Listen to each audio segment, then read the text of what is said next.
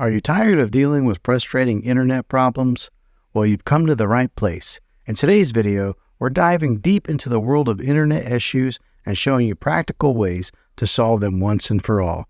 Whether it's slow speeds, intermittent connections, or mysterious outages, we've got you covered with tips and tricks to get your Astound Broadband internet back on track.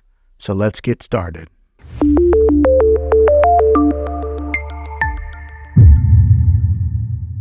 The first one is the easiest one to try, and that's to take any device that you're having issues with, whether it be your cell phone or maybe a TV, and power it down or unplug it from the wall outlet. Powering it down or unplugging any kind of power source going to it is what we call a hard reset.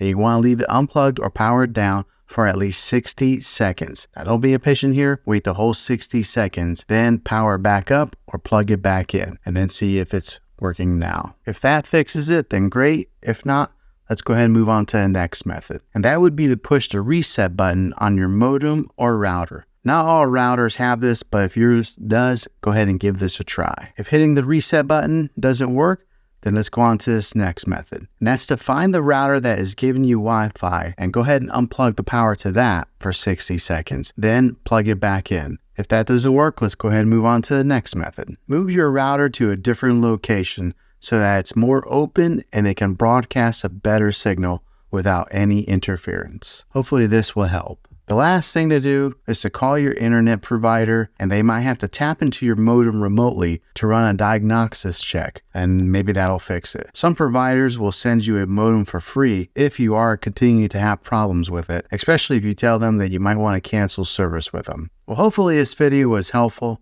If it was, go ahead and throw a thumbs up on it. Go ahead and subscribe to my channel. I make tech videos all the time, and I'd love to have you back in the next one. Take care.